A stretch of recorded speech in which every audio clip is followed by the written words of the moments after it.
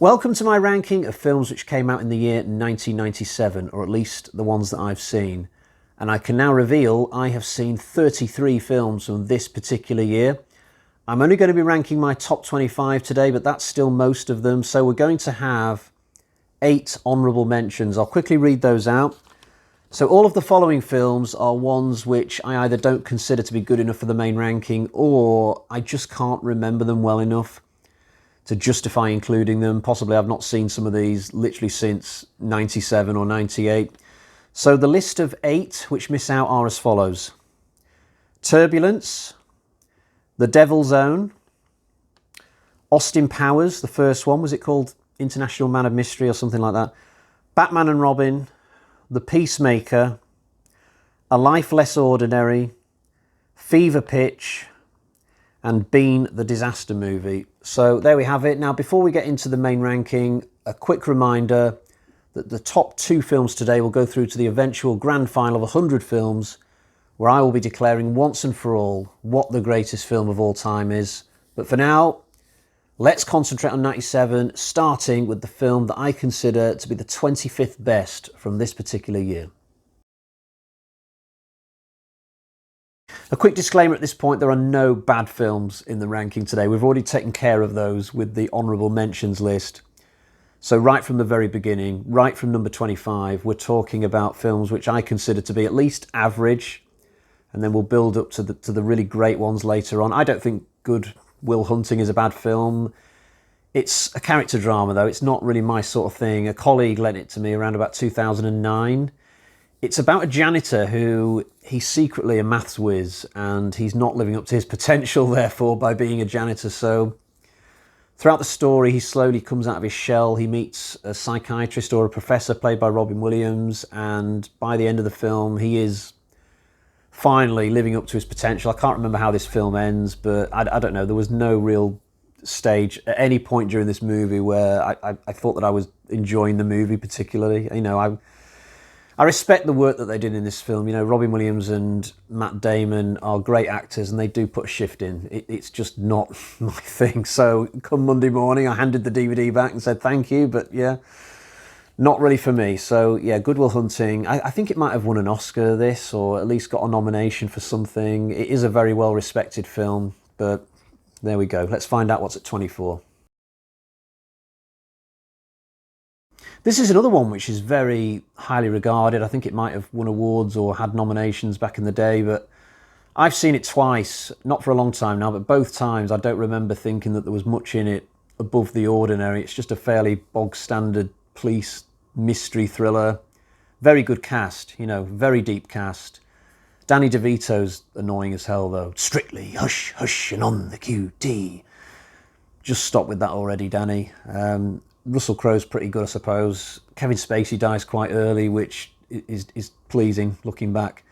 The shootout at the end is very mediocre compared to a lot of other films that were coming out in the 90s. I don't know. Opinions will differ, but I've never really rated LA Confidential. It's all right, but nothing special, I would say, personally. So we've arrived at the first film today capable of putting a smile on my face. This is a British comedy film set in Sheffield, I think, somewhere up north.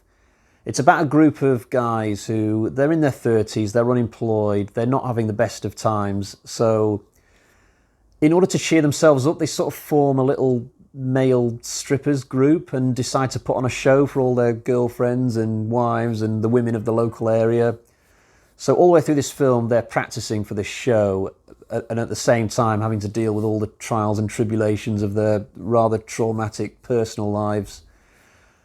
There are some really funny moments in this, most notably, I think, when some bailiffs come around to one of their houses and they're in the middle of a practice, so they're like completely naked, and these bailiffs just get really freaked out and just run out the door.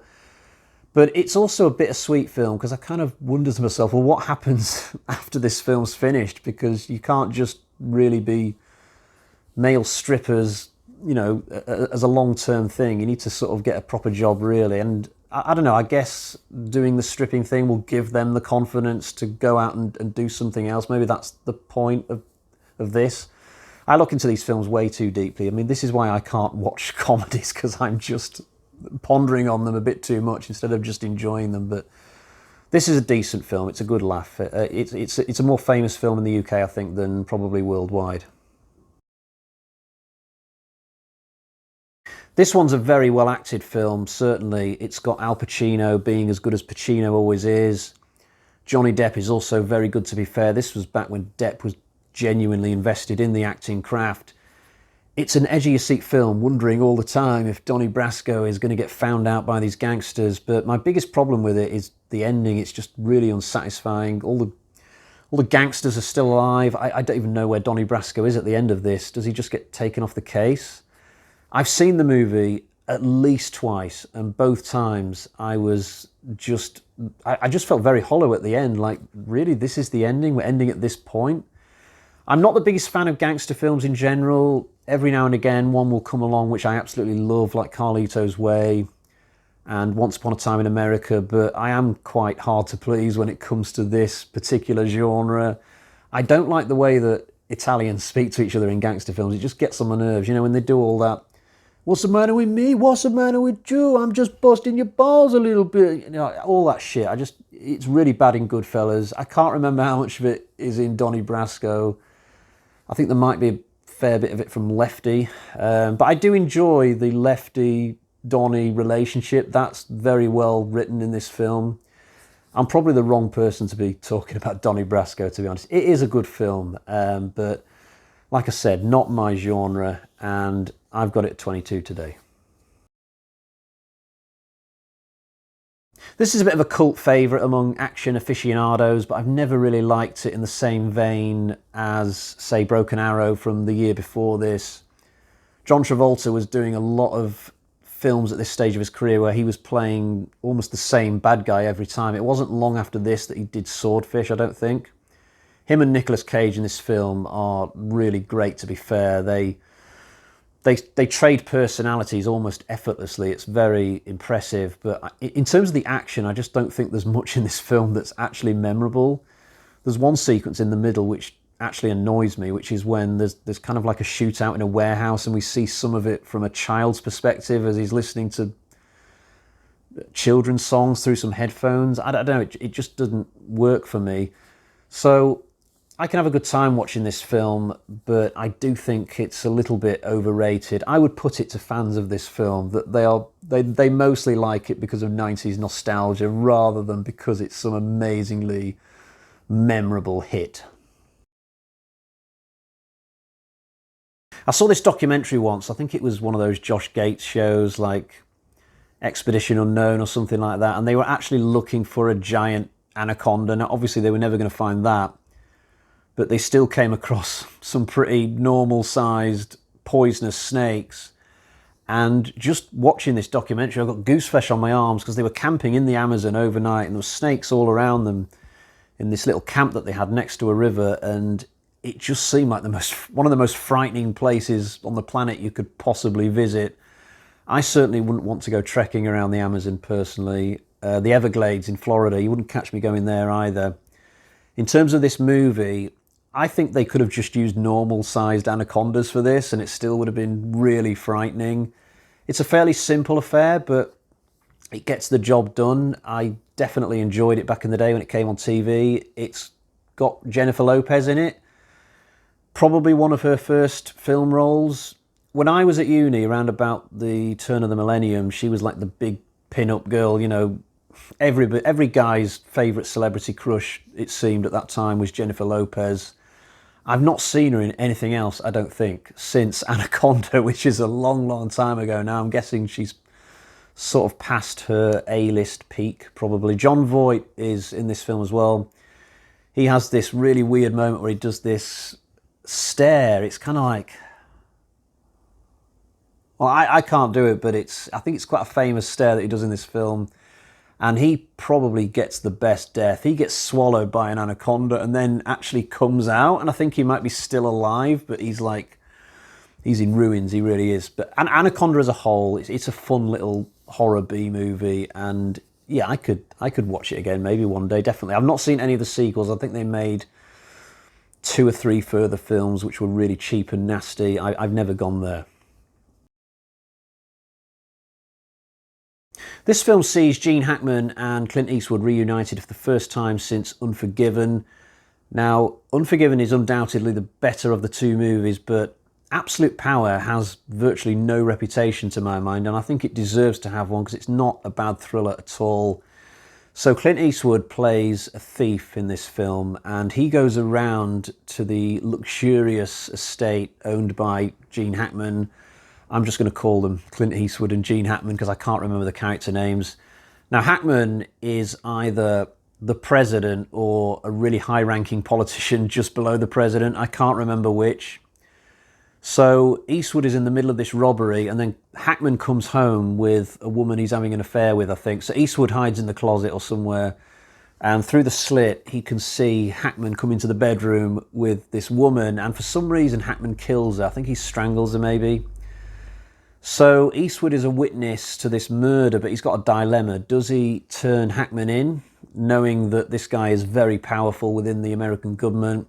And of course, Eastwood would have to explain why he was in this guy's house in the first place. Or does Eastwood just stay quiet? So it's an interesting film, this, because you don't really know how it's going to play out. I've not seen it since it was released. I think it has a happy ending. I think Hackman does get his just desserts somehow. I can't remember if he dies or gets arrested. And I think Eastwood gets away, I think. But it's been a long time. But this is absolutely a film worth checking out because it doesn't have much of a reputation, like I said. I can remember going round to my aunt's house this one time when I was like in my late teens and telling her about this movie because I just watched it the previous night. So yeah, give it a watch. Absolute Power. So in the previous ranking video, we had a disaster film called Daylight with Sylvester Stallone. This time around, we have Dante's Peak.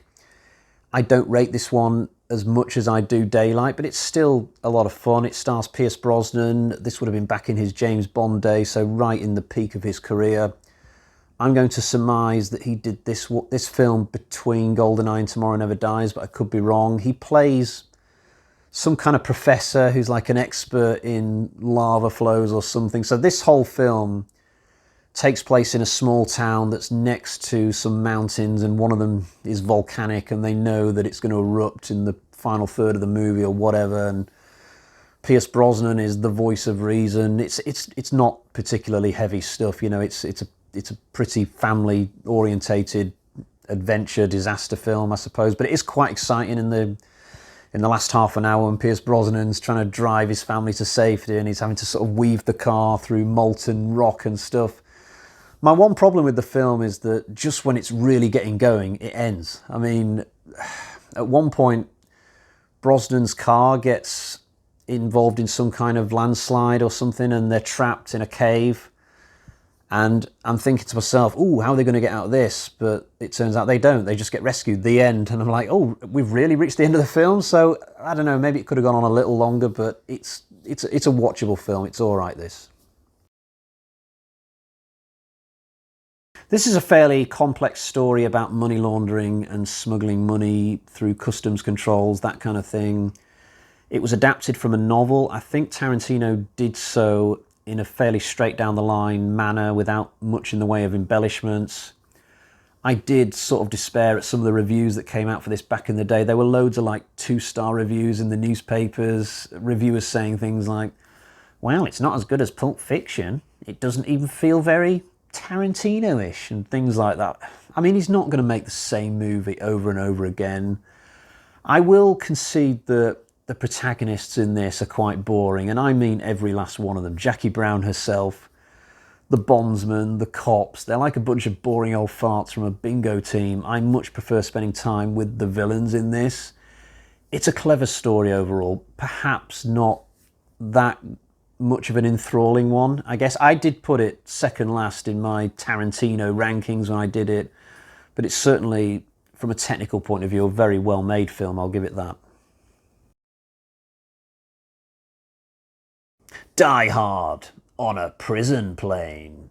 Well, maybe. The best thing about this film is the villains. You know, there are so many colourful villains in this, from Cyrus the Virus right down to even the lower level ones like Cue Ball or 8 Ball, can't remember his name. The guy who gets trapped in the plane wing and then just gets crushed to death or something. There's so many random deaths in this film that aren't even caused by Nicolas Cage. I could have done without all the FBI interludes. I think every time we go back to Nick Cusack, it just slows the momentum of the movie. And I don't like the ending. Once the plane comes down in Las Vegas, I think that the little chase that you get at the end, it's not quite up to the quality of the movie leading up to that point. This film is very Die Hard with a Vengeance-y in that respect. I love the guy who Steve Buscemi plays. It's so funny how he's more caged up than anybody else on the plane, and then when they release him, he just looks really tame and non-threatening. Though the irony is that he's actually the only one of all of them who survives the movie. I will endorse this one. I think it's got a really cheesy pop song that plays at the end or something, from what I can remember, unless I'm thinking of a different film. But yeah, it's a cool film, Con Air. It's a lot of fun. I'm not going to talk about this film too much today because I'm getting very close now to doing an Alien franchise ranking video. So rather than talk about the same film twice in a very short space of time, I think I will actually wait for the Alien-themed video out of the two. I think that's the right way around to do it. Though I guess just from the fact that I've put it 15th out of the 33 films today, there's a small clue as to how I feel about the film. I will quickly add that this was the first ever 18 certificate film I ever saw in the cinema, and I was only 17 at the time, so from what I can remember, I did feel quite smug when I was sat in my cinema seat watching all the violence on the screen. This is another one I'm going to do a little bit of a cop-out on because it just so happens I'm also planning a James Bond ranking, albeit that is going to be much further on in the year. There are a lot of Bond films I want to re-watch before I do that ranking, so Aliens will be quite soon, I think. Bond, definitely this year, but a little bit further on in the year. Funnily enough, though, just like Alien Resurrection, Tomorrow Never Dies has a unique little milestone of a kind with me because it's the only film I've ever seen at the cinema twice. So I watched it with some friends this one night, and then I met up with my brother on the weekend, and he hadn't seen the film yet. I had, obviously, but because he hadn't, I sort of agreed to go and watch it with him. But I think that's the only time in my life I've gone to the cinema twice to see the same movie. Some people go and watch the same film 3 or 4 times if they really like it. I don't get that. I don't get why you would go back so many times in like a fortnight or something. I've heard people say that they do it to try and bump up the box office of a film that they really like, but I mean, come on, you're not going to make much inroads on an individual level. And even if you really love a movie, I mean, going back several times. Last night, I went to watch Scream 5. Really enjoyed it. My first impressions of that are very, very strong. I don't want to go back and watch it a second time, though, at the cinema. I mean, when it comes out on Blu-ray, I'll absolutely buy it and enjoy it a second time, but actually going back to the cinema? Not for me. So yeah, I've only done it once, as far as I can remember, and that was Tomorrow Never Dies. I would suggest that this was just at the point of Steven Seagal's career where he was coming over the peak. I mean, a couple of years before this, he was making Under Siege 2, An Executive Decision, that kind of film, and Fire Down Below is very much of the mid to low budget direct-to-video kind of fare. I mean, it's watchable, it's pretty good. So Seagal in this turns up in some kind of small town. He has a romance with some woman who lives on her own. From what I can remember, I'm going really far back into the memory with this one. I think Chris Christopherson is the villain, and he runs some kind of gang who... They're doing something to do with a mine shaft underground or something. I think at one point, Seagal goes down to investigate and he gets accosted by like 10 bad guys and he has to take them all out in one pretty decent little fight, from what I can remember. And then later on, he takes out Christopherson or gets him arrested or something above the surface. Yeah, I'm really having to stretch the memory banks, like I said, but it's all right. I mean, I wouldn't recommend you go out and buy it or anything, but certainly if you see it on Amazon or Netflix or whatever, then yeah, give it a watch. You'll have a decent time for an hour and a half. Speak of the devil, here's Scream. I don't like this one as much as the original. The first film won my 96 rankings. This one has only come 12th in 97. I liked the first one that much that I literally begged my dad to take me to see the second one at the cinema, knowing full well that he wasn't really into horror films. I think this was the first horror film I ever saw with him at the cinema. There weren't many even after this. I sort of enjoyed it that night, but over time, I've noticed many problems with this film. I think they did rush it. I think what they do these days, i.e. take like a decade to make each Scream film, is a much better approach rather than trying to churn them out year on year. Because these are quite difficult films to write, I imagine. And there are a lot of problems, I think, with Scream 2 and Scream 3, but I enjoy this when I'm watching a Scream marathon and I'm sort of following the story in order. Scream 2 is not one that I would just chuck on. It is, for my money, one of the weaker ones, but I still like it. There's probably better. It's a better film to watch in a group of people, I think, than just watching it on your own. When this first came out, I didn't really want to see it because I wasn't into the original film back then. It was only later in life that I gave the original another try and discovered that actually I did like it, and at that point, that was when I tried the sequels. But when Lost World did come out, I remember reading a review which talked about the part of the movie where a dinosaur gets into an urban area at the end, and I thought to myself, well, I might not be into Jurassic Park movies, but that bit sounds cool at least. When I finally saw the movie, many years later, I discovered that that's actually the worst part of the film, when a dinosaur gets out into San Diego or wherever it is. This is not a bad sequel. I've seen far worse than this. It might be my least favourite Jurassic Park movie. Might be. I've not watched them all back to back for quite some time, and I've still not seen Fallen Kingdom. I don't know why I've never gotten around to that. I enjoyed the fourth one, the one that came up before that, so it's just one of those weird things. I'll probably end up watching Fallen Kingdom the week before the sixth film finally comes to the cinema. I think that's this summer, I think so. In terms of Lost World, I've gone a little bit off topic. It's a little bit problematic that Sam Neill doesn't come back for the second one. Was he just busy at the time? I don't know. Could they have not at least got Laura Dern back?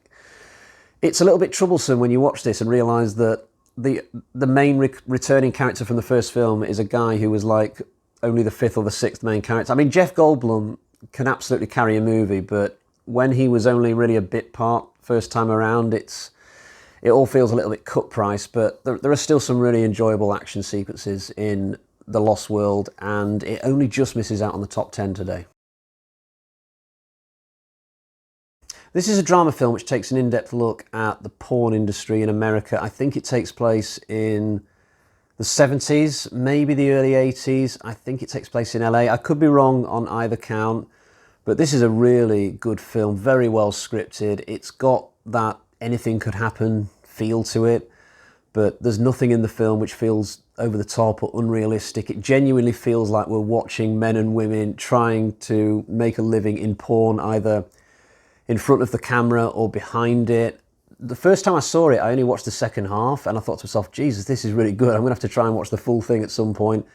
And I actually did consider buying it on DVD for a while, having only seen the second half. In the end, I settled for watching it on Sky when I saw that it was coming on this one time. And it's really, really good. It's very distinctive, very original film. Me and my dad rented this when it came out. Incidentally, you probably heard me start a lot of these clips by saying the words, me and my dad rented this. You're going to hear me say that a lot less after the 99 rankings, because I stopped living with my dad in 1999. I mean, we did meet up every now and again after that to sort of rent a film and catch up, but in the 90s, we were renting two or three films a week almost at one point. So I have to say, he didn't like this film as much as I did. I think he was hoping for the Sylvester Stallone version of Dirty Harry, you know, a guy running around firing off quips and shooting robbers as they come out of banks, carrying money bags, that kind of thing. But it's not that. This is a much more experimental sort of piece.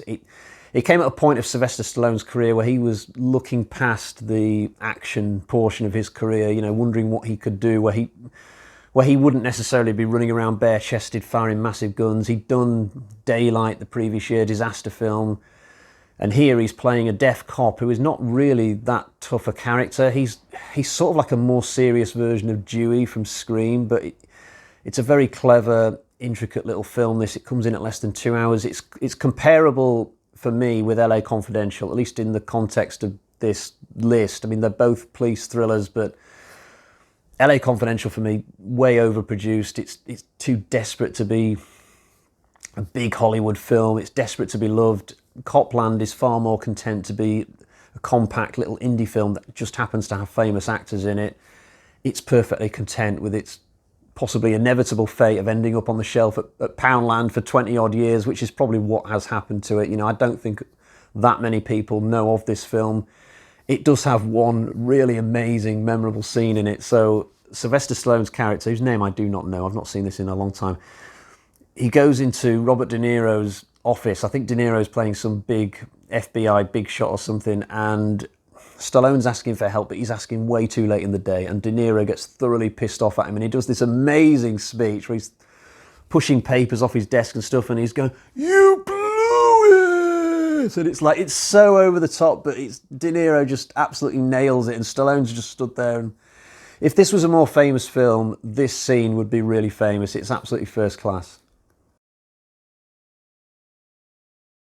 This is a brilliantly original film. It's a horror film, although I guess it could sort of pass as a sci-fi as well. So 6 or 7 characters wake up in a cubed room.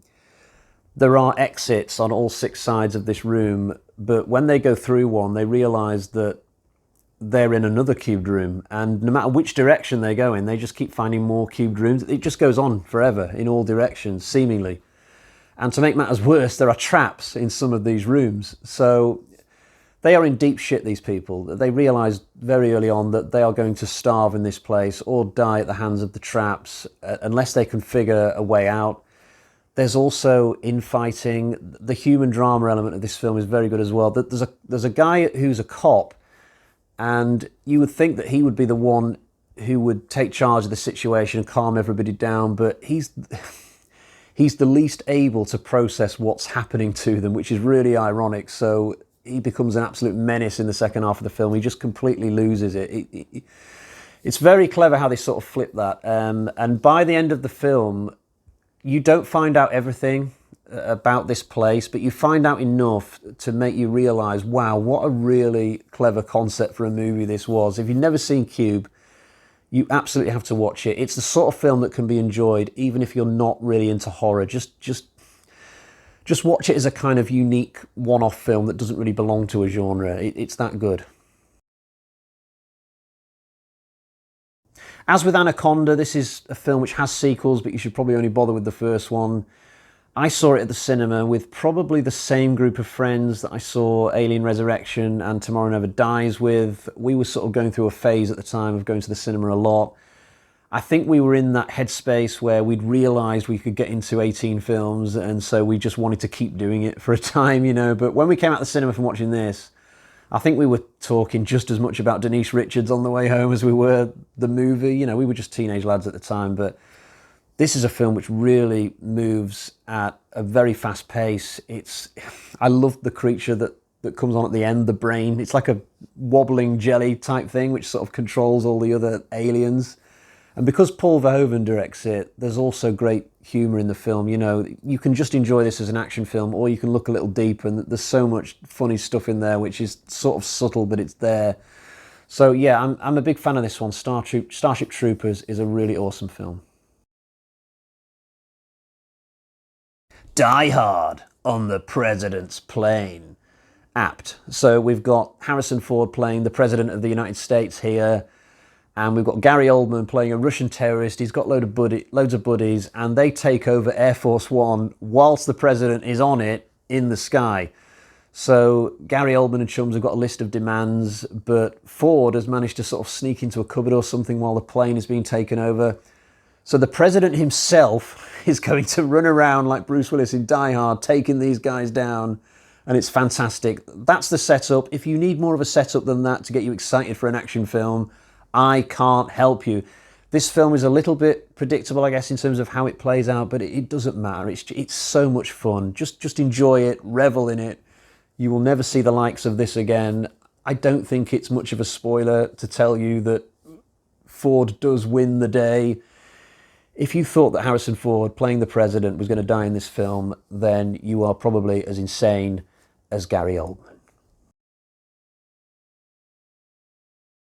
This is my second attempt at recording a little clip for the game, because on my first attempt I started to explain the plot and it just took me like 5 minutes to even get into it. It's not a complicated film to understand when you're watching it, but I've discovered today that it's a complicated film to explain to somebody who's not seen it. So I'm not going to talk about the plot. It is a very, very good thriller. It keeps you on your toes all the way through. Michael Douglas is playing some kind of middle-aged businessman who... He's very successful at work. He's a really high-powered executive, but he doesn't have an awful lot going on in his personal life. His personal life's a bit of a damp squib, and he gets involved in this weird underground sort of game that's not entirely legal, and that's the last I'm going to say, because last time I went past this point, I ended up talking for a really, really long time about the intricacies of the plot. I'm not going there. Just discover it for yourself. This is probably, quietly, one of Michael Douglas's best ever films, and not a lot of people are aware of it. This is a film which went a little bit under the radar when it came out, I suspect because it looks quite low budget, at least in terms of what you can see on the screen. It also sort of strays towards the horror genre a little bit.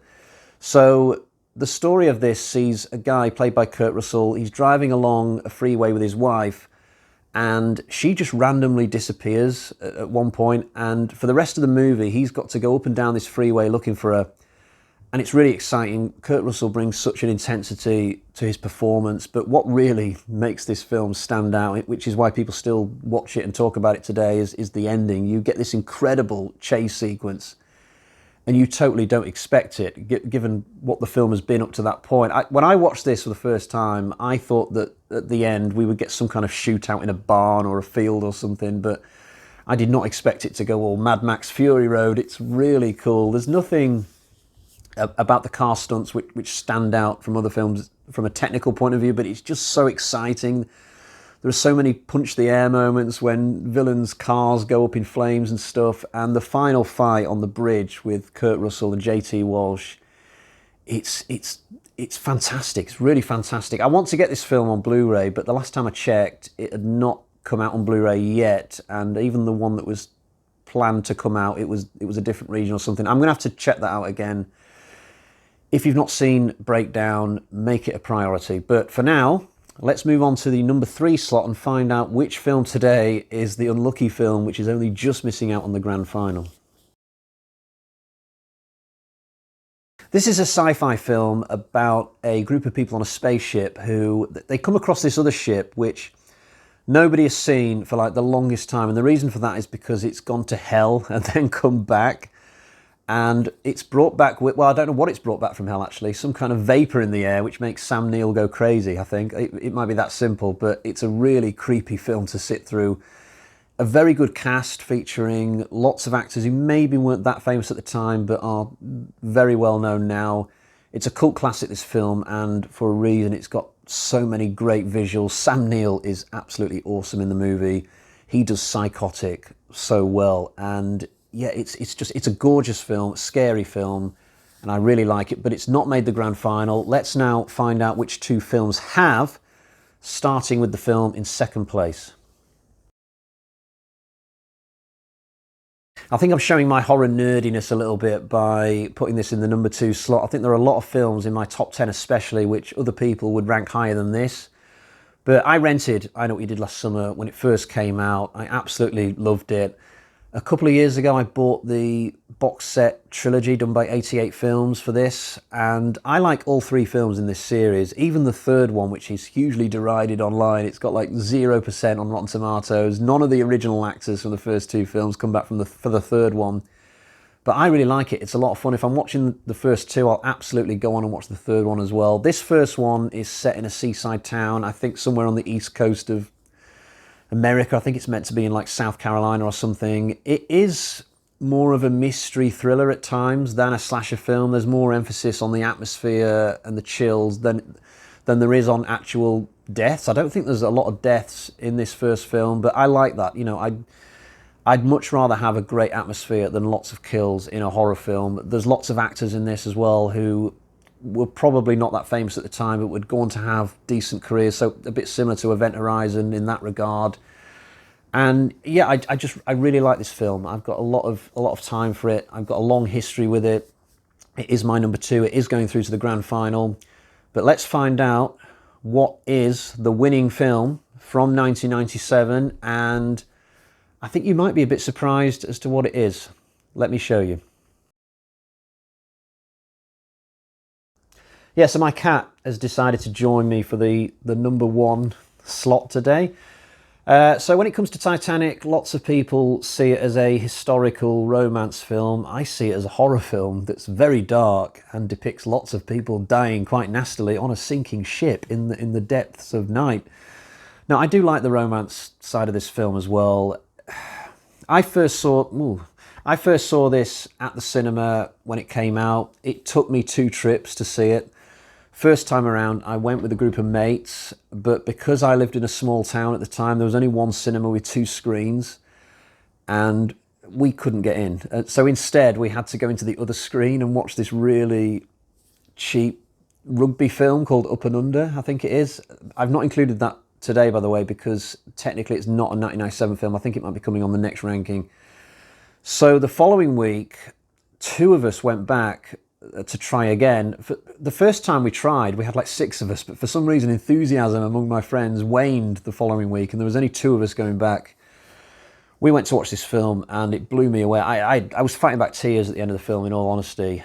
Now, me and my friend, on our way to the cinema, we'd been talking merrily. On our way home, we were almost silent. I think we were both just trying to process what we'd seen, but this film, it feels so authentic. I mean, it literally does make you feel like you're inside this ship experiencing what people actually did experience in 1912. It doesn't feel like a movie at all. Full credit to James Cameron. He's made a wonderful film here. It does get ridiculed by some people. You know, people who don't like it, they just point to like the scene where Jack's on the front of the ship going, I'm the king of the world. Yeah, that's an awful scene, the worst scene in the film probably, but overall, I think this is a masterpiece of a film. If you're the sort of person who doesn't like, you know, romantic films so much, then maybe you won't like that part of it, but I've always liked this. It's not one that I watch very often. I've seen it once more since I saw it at the cinema, I think. It's a film that I would watch sort of once every 10 or 15 years and really love, and I'm probably not that far away now from a 3rd viewing, actually. So yeah, Titanic is my number 1 film today. It will be going through to the grand final along with I Know What You Did Last Summer. But before we depart today, there is one more question left to ask. I've written down 4 movies. As to whether I will ever get around to seeing them, I don't know. One of them is Gone Fishing, a comedy starring Joe Pesci and Danny Glover. These 2 worked so well together in the Lethal Weapon films. The idea of them starring together in a comedy about fishing is very appealing to me. Another film is Wishmaster. This is quite a famous little horror franchise. I've never gotten around to trying it. I suspect that I will try Wishmaster. There's probably more chance of me watching this than Gone Fishing, to be honest. The Jackal. Now, I vaguely remember that when me and my friends were walking to the cinema to watch Starship Troopers, one of our group was trying to persuade everybody to go and watch The Jackal instead. So I think those 2 films must have come out at the same time, but he was heavily outvoted and we ended up watching Starship Troopers. And to this day, I've still never gotten around to watching The Jackal. And the final film is The Postman, an epic film from Kevin Costner. I think it's about a postman in a post-apocalyptic world or something. What I remember about this film, even though I've not seen it, is the trailer, because the trailer made me and my friends laugh in the cinema this one time, because it was like this really serious trailer showing this really post-apocalyptic sort of landscape, and then at the end it was like, The Postman, and we just like pissed ourselves, like, what? But yeah, those are 4 films that I might like to see that came out in 97. But that's the end of the video. That is my ranking for 1997, and I will see you very soon for 98, hopefully. Until next time, cheerio, bye-bye.